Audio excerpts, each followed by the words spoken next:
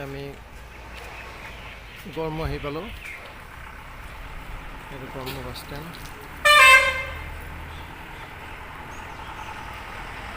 এইটো গড়মূৰ গেট।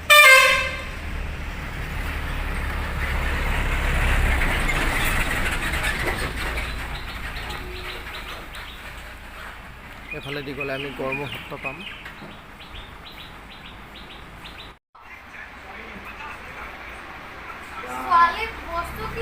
হাই ফ্ৰেণ্ডছ, এতিয়া আহি আমি গোৱালগাঁও পালোঁ। এখন আমাৰ গোৱালগাঁও RCM পিকআপ চেণ্টাৰ।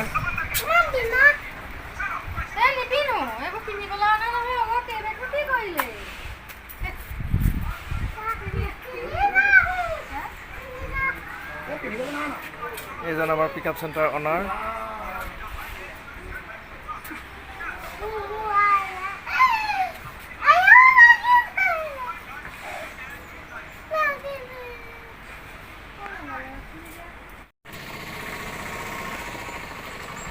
হাই ফ্ৰেণ্ডছ, আমি এতিয়া আহি পাইছোঁ আউনীহাটী সত্ৰ। এখন হৈছে আউনীহাটী সত্ৰ।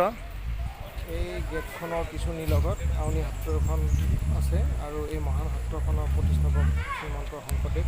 আমি ইয়াৰ পৰাই প্ৰণাম জনাইছোঁ। স্থাপিত হৈছিল 1575 শকত। ঠিক ইয়াৰ পোনে পোনে আউনীহাটী উচ্চ মাধ্যমিক বিদ্যালয়।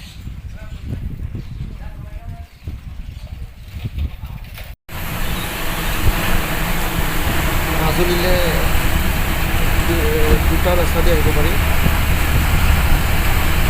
এটা হৈছে ঢকুৱাখানা হয়।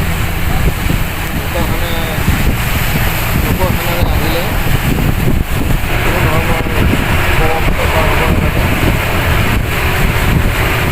ব্ৰহ্মপুত্ৰৰে কোনো ভঙা উঠি পাৰ হৈ আহিলে আপুনি মাজুলী পাব পাৰিব।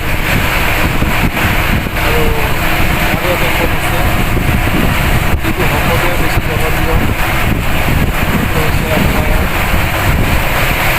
ব্ৰহ্মপুত্ৰ পাৰ হৈ আহিব লাগে। সেইফালে মাজুলী অহা পথটো অলপ বেলেগ।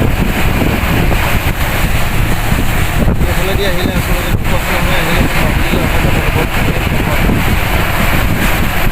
নিমাতী ঘাটৰ পৰা যদি মাজুলীলৈ অহা হয় ফেৰীৰে বা জাহাজেৰে, তেতিয়াহ'লে মাজুলী বাবা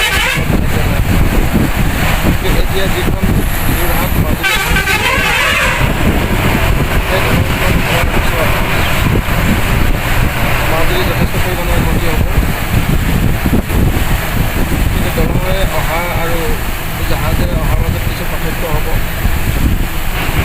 আজি ঢকুৱাখানা হৈ আহিছে, এতিয়া ঢকুৱাখানা হৈ আহোঁতে মাজুলীলৈ অহাৰ যিটো মাদকতা, সেইটো আপোনাৰ নিমাতী ঘাটে ফেৰী দি আহিলে তাৰে মাদকতাটো অলপ বেছি হয়।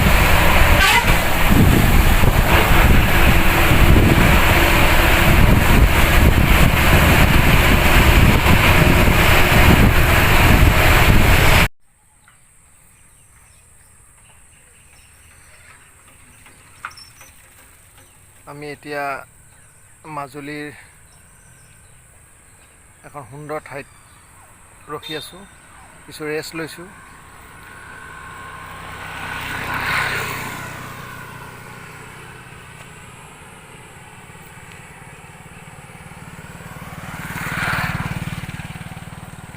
কিমান বৃহৎ বৃহৎ পথাৰ। এখেত আমাৰ ৰবীন শইকীয়া, এখেতৰ লগতে মই ঘূৰি আছোঁ মাজুলী।